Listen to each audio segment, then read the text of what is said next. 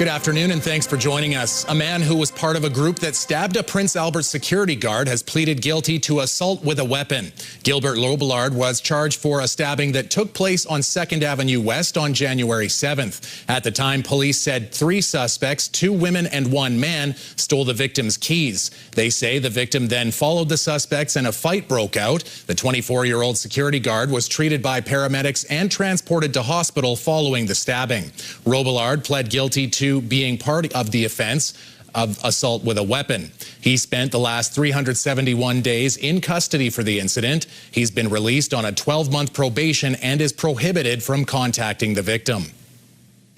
A Saskatoon family is pushing for answers after their loved one died following a physical altercation with a hospital security guard. 36-year-old Trevor Dubois was undergoing chemo treatment for a brain tumor at Royal University Hospital.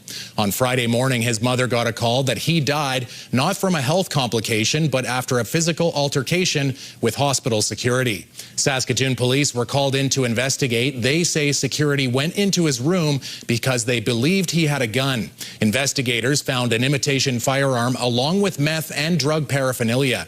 Dubois' family says the so-called imitation firearm was actually his lighter that's shaped like a gun. CTV asked police what the imitation gun looked like or if they could share a photo to confirm it matched the family's description, but police declined, noting the investigation is ongoing. I have no answers.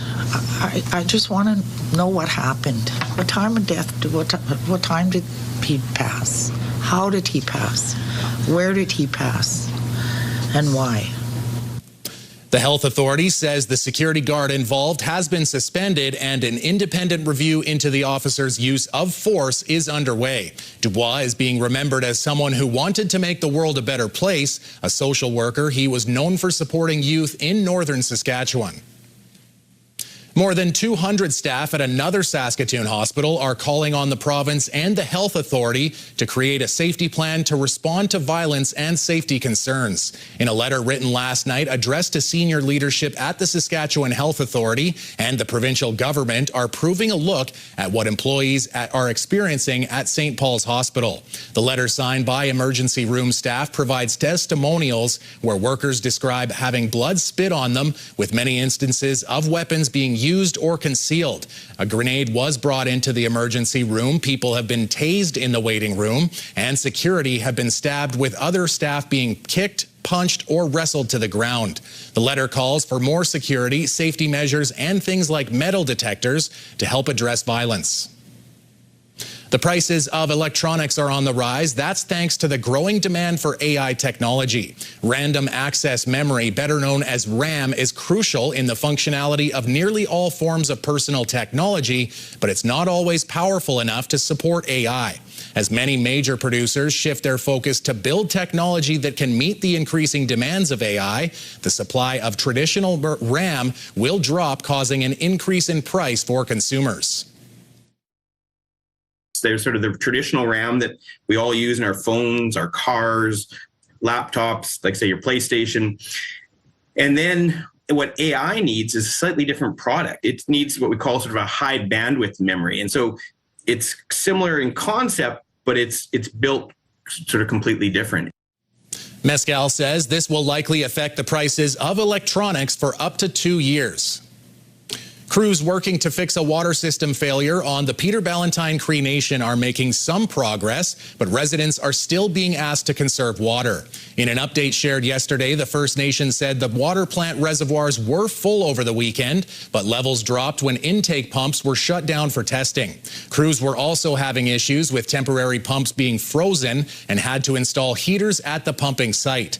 In addition to conserving water since the failure last week, residents are also asked to boil their water. Schools are also expected to remain closed for the next few days.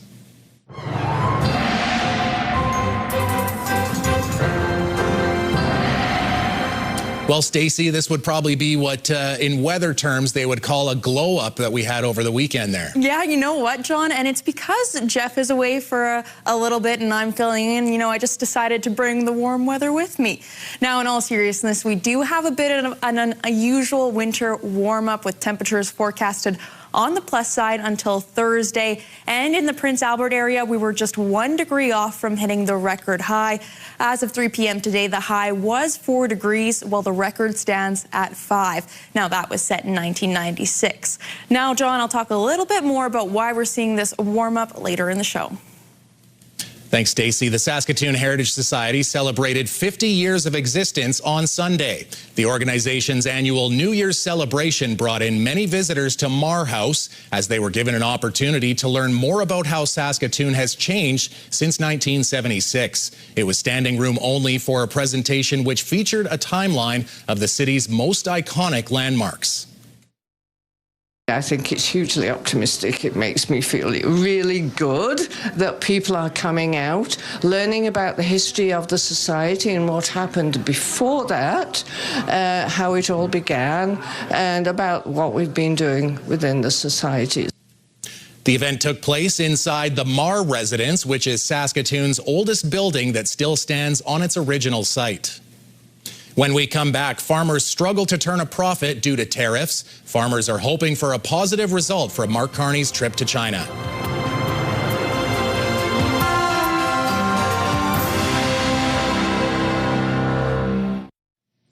The Prime Minister's trip to China to discuss agriculture and trade comes at a time when farmers here at home are struggling to turn a profit. Tariffs continue to drive down market prices, but as Alison Bamford explains, a meeting between Mark Carney and China's president is sparking hope among producers.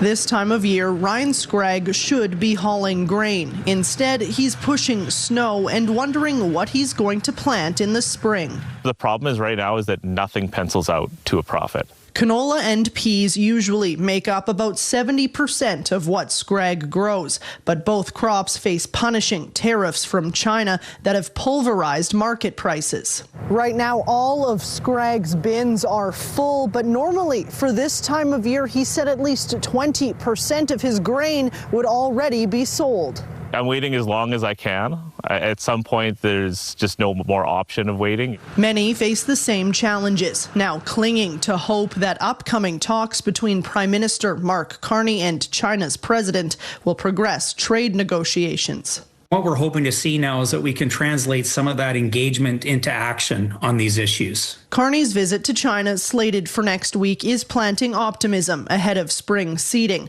But farmers still mindful that these tariffs were put in place last March and removing them takes time. I don't see them inking a trade deal or something that immediately fixes it. But I think doing anything is better than doing nothing.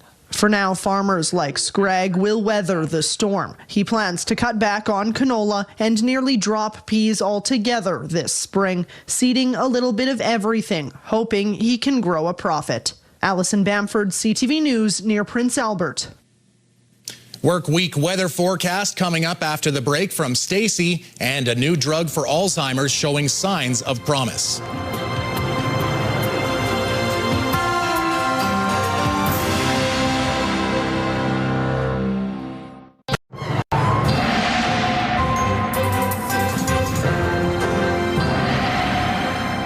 So, Stacey, with all that muckiness outside, I hope you didn't wash the car on the weekend. You know what, John? I actually did last week, so hopefully no one else is in the same boat as me, because that's a pretty unfortunate outcome. And on that note, you also want to make sure you have windshield washer fluid, because it is quite slushy out there, unfortunately. So keep that in mind. And you're probably wondering why we're seeing this warm up. Well, essentially, there's been a ridge of high pressure kind of building over the prairies, and that's allowed that warm Pacific air to move in. So that's why we'll see the warm up for the few days. And then starting Friday, we'll really see a shift in temperature. I'll talk about that in a second. Taking a look at our radar and satellite right now. Bit of sleet and freezing rain moving through Prince Albert area earlier today. Some precipitation through North Battleford and Saskatoon, but certainly nothing significant. Other than that, some cloud coverage, but nothing of note. Now for tomorrow, we'll see some freezing rain, some flurry above Prince Albert there. A bit of rain in the Regina area, and those isobars quite close together meaning some pretty strong winds tomorrow, and then a bit of cloud coverage throughout the province tomorrow as well. Tonight, Spiritwood -1, North Battleford 1 degrees, 0 in Canada Lake, Birch Hills, Rostern, 1 in Melfort and Nipawin. So around those freezing temperatures, it might be freeze-thaw, so it might be quite icy. Keep that in mind. Canada Lake, Birch Hills, Rostern, cloudy, 1 degree, Spiritwood and North Battleford 2, mix of sun and cloud. Nipawin, Melfort, there's those flurries, 2 degrees there, so quite warm considering our seasonal average. Now tonight, -1 in Prince Albert, partly cloudy and quite strong winds gusting up to 50 kilometers an hour, so keep that in mind. Tomorrow, so the winds die down a bit, but still strong gusts there, mix of sun and cloud, and a high of 2 degrees. Now taking a look at our 7-day forecast. Again, we'll see those plus side temperatures up until about Friday. Thursday, it's going to be quite windy, so don't get too happy about the weather right now. You know it's going to be windy throughout the next couple of days, so keep that in mind. And then Friday, it's really going to cool down. But again, enjoy the warm weather while you can. Enjoy the warm weather while you can. And Stacey, we have to ask, did you check in on our little birthday wish from last week? I know we recognized a special someone. Grandma Hines said Jeff is back in her good books, and she really appreciates the birthday wish. So thank you for that, John. All right, excellent. Well, that's going to do it for us. Thanks so much, Stacey. The Prince Albert Raiders earned a weekend split, putting up a defensive clinic on Friday night and coming up just short on Saturday. The Raiders, hosting Swift Current on Friday night, held the Broncos to just 12 shots in a 6-1 win. Prince Albert went 4 for 5 on the power play. Then on Saturday, the Edmonton Oil Kings came to town. Despite being outshot 37-21, the Oil Kings were able to outscore the Raiders 5-3. Prince Albert will take on the Brandon Wheat Kings on Tuesday night at the Art Hauser Center. The Saskatchewan Rush are the first team to 5 wins in the National Lacrosse League after shooting out the lights in Las Vegas on Friday night.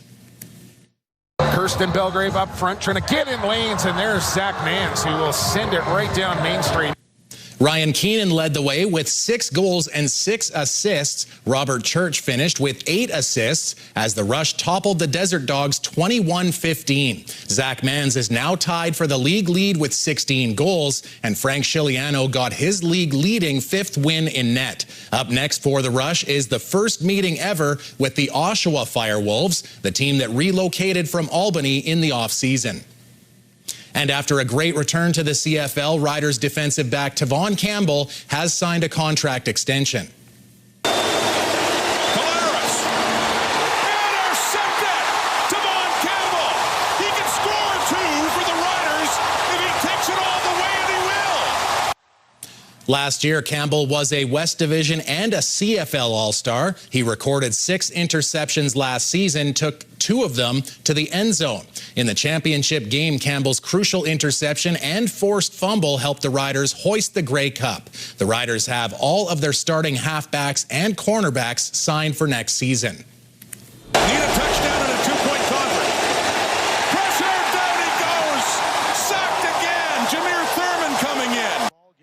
Also announced today, linebacker Jameer Thurman also extended through the end of the 2027 season. Thurman was the nominee for Most Outstanding Defensive Player with 86 tackles, 3 sacks, 3 interceptions, and 1 forced fumble. In the Grey Cup Championship, Thurman made 11 tackles.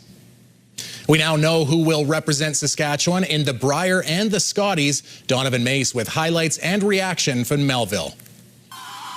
For the first time in a decade. It's on the guard. It's going to tick and roll off. And Jolene Campbell will not have to throw her last rock. Jolene Campbell will skip Team Saskatchewan at the Scotties Tournament of Hearts. It's been 10 years since I won that game, man. That is a long damn time, so it feels really good. Team Campbell claiming the Bungie Prairie pinnacle. Hi, girl. Makes the double. Robin Silvernagel here in the 5th. Great shot. Defeating Janet Tisdale's rank in Sunday's finale. I think all of us just worked really well as a unit and did our jobs really well and just played like a team. The Scotties will be Campbell's 6th appearance in the national championship, doing so 3 previous times as an alternate and most recently as a 3rd for Team Kerry in 2022. It's what we've wanted to do since we all were kids. It's why I still play the game, and I'm just ecstatic. Could not be happier. And on the men's side, final stone, 10th end. nothing but air. They'll drive it through the hole in the forefoot. Kelly Knapp is going to steal. Kelly Knapp is back on the throne, taking down the defending champion, Rylan Kleider. It feels even better this time, honestly. I just know the work we put in this year and just how well we've been playing. Knapp having to beat Kleider twice in the playoffs en route to the SaskTel Tankard Championship. Close. Go, go, go, go, go, go! Out the back. Knapp's second title in 4 years after he last won in 2023. Just build off of what we learned in 2023, and like I say, I just feel more prepared myself too. Like we can go and give it a good run at playoffs again. Valuable experience. Soon to be Briar rookie and lead Matt Ring says he'll rely on. Honestly, I don't think it's sunk in yet. Yeah, first Tankard final for myself. Really relied on the guys' expertise and experience. It helped a lot. The 2026 Montana's Briar goes February 27th to March 8th in St. John's, Newfoundland, while the Scotties Tournament of Hearts goes January 23rd to February 1st in Mississauga, Ontario. Donovan May, CTV News, Melville. It was a big night for women's hockey in Saskatchewan on Saturday as the newly formed Sask Senior Hockey League showcased some of their top talent in Moose Jaw. Damian Smith has the story. On Saturday in Moose Jaw, the Saskatchewan Senior Women's Hockey League showcase was held to highlight some of the top talent across the province. In its inaugural season, the founders are taking it day by day. And we were just kind of wishing and talking our ears off about wanting something more competitive and wanting to see if we could start something. There's definitely a huge gap in women's hockey. You know, everyone moves home for playing at their universities, and then there's nowhere to go. You know, you give your whole life to hockey, and then it's done. The league holds over 400 players in total, with 11 teams split between 2 divisions. The players want to make an impact in rural areas. And also just to support other small communities in the area to kind of bring that hockey culture out in those rural communities, since I'm from a very small community of 120 people where hockey is kind of the center of every activity and every community. It's also a second chance for players craving that competitive edge after university. The youngest players are typically 23 years of age. I feel like I'm still in pretty good shape too, just coming out of university, and like a lot of the girls have been out even for like 5 to 10 years, which is a big jump. And the league is creating nostalgia as well, with players reminiscing on key childhood moments, traveling all over the province. It's kind of like we're going back to playing Pee Wee again, where we're carpooling to games. Actually, we drove up to Gull Lake, and my dad is really excited to watch me play hockey again, so we're kind of carpooling and having conversations as we go up, so it's kind of fun again. We feel like children again on these road trips. Damian Smith, CTV News, Moose Jaw. Do you have a community event you would like to promote? Or maybe you'd like to draw attention to your organization? Let your local CTV station help you spread the word. Contact us at 306-922-6020 or email panews@ctv.ca. You can appear on CTV Prince Albert's News at 5 and get your message to our viewers.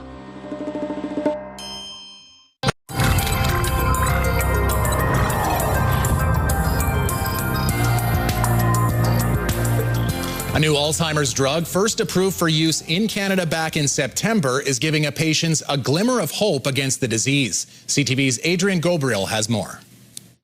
It's starting right now. With the press of a button, the miracle that is modern medical science goes to work. I say to anybody who needs this procedure that if they can get it, get it. Sharon Runge began experiencing mild memory loss about 4 years ago. Probably in the last year or so, the diagnosis of Alzheimer's has been made. The Runge family have been waiting for Health Canada to approve this drug that will gift them life's most valuable commodity, time. It's a historic moment for people living with Alzheimer's disease and their families in Canada. Today marked the first ever infusion of lecanemab in Canadian history, administered by neurologist Dr. Sarah Mitchell. It's a monoclonal antibody. It goes in and it basically removes the bad plaques from the brain. It slows down the progression of the disease by about 30%. Canada is the last of the G7 nations to approve lecanemab. As of today, it still isn't covered by any province, and that comes at a cost. $32,000 Canadian, and that is per year. We are hoping that we can have equal access for all Canadians to this drug, and that requires government support. Any future funding of the drug has received some public pushback. Well, I'd say they should walk in our shoes. The infusions yield the best outcomes for those battling the early stages of the disease. While Sharon admits she's unaware of her cognitive deterioration, her sense of humor is on point when we ask that she share her age. I'm 16. No, she's... And the love that she has for her children, as well as her husband Dallard, remains as present as ever. I am so fortunate to have met him. He's the most important thing in my life. The Runges now have hope that their loving life together will also have longevity. The troublesome protein can gather in the brain decades before symptoms arrive. The next step is testing whether this drug can help offset Alzheimer's in asymptomatic patients. Adrian Gobriel, CTV News, Toronto. So it seems, Stacey, anytime somebody covers for Jeff, we get the real nice weather. And I think because you're on duty today, we got a little bit too much of the heat because one of the world's most active volcanoes is putting on a show again. Glowing lava was visible inside the Kilauea volcano on the Big Island of Hawaii late last night into early this morning. It is the central feature of Hawaii Volcanoes National Park. The crater that formed when the Kilauea collapsed is nearly 3 miles long and 2 miles wide, and it's got an area of more than 4 square miles. The volcano has experienced on and off eruptions since 2024. Have you ever been to Hawaii there, Stacey? I haven't. You know, I'd like to go, but the bright side is we may have cold weather, but we at least don't have to worry about erupting volcanoes. That's true. There you go. And I guess you kind of probably got to be watching where that lava slides off. You don't want it hitting the road or slipping onto your shoes or something like that. Yeah, no kidding. Now we just have to worry about, you know, slushy roads. There you go. Isn't it someone will probably snowboard down that once it dries off a little bit, right? Sure. Yeah, I think that's how that works. National News is next.